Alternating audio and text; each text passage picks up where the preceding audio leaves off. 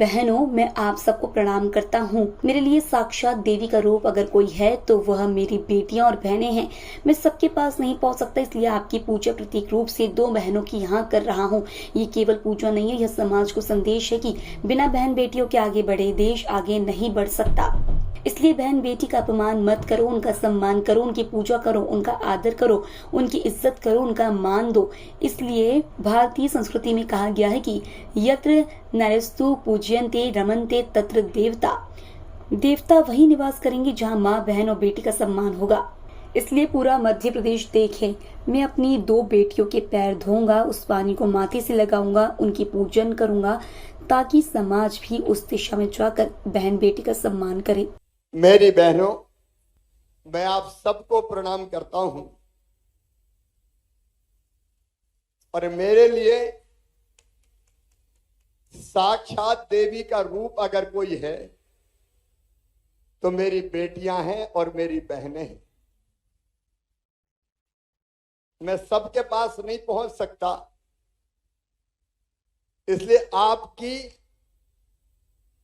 पूजा प्रतीक रूप से 2 बहनों की कर रहा हूं मैं यहां। और ये केवल पूजा नहीं है, ये समाज को संदेश है, संदेश कि बिना बहन और बेटियों के आगे बढ़े देश नहीं बढ़ सकता, आगे प्रदेश नहीं बढ़ सकता आगे।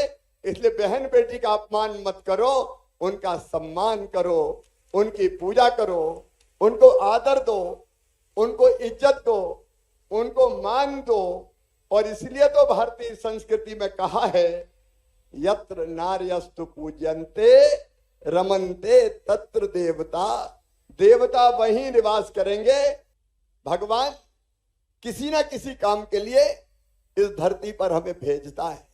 जैसे प्रधानमंत्री नरेंद्र मोदी जी को एक वैभवशाली, गौरवशाली, संपन्न और शक्तिशाली भारत के निर्माण के लिए जैसे भगवान ने ही भेजा, लेकिन मुझे अगर भेजा तो मेरी बेटियों को मैं बोझ नहीं वरदान बना दूं, इसलिए भगवान ने भेजा।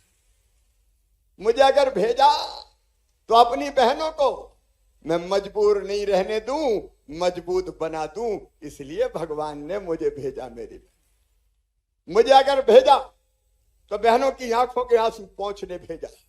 मुझे अगर भेजा तो बहनों के खिलाफ जो अत्याचार और अन्याय होते हैं उनको समाप्त करने के लिए मुझे भेजा है।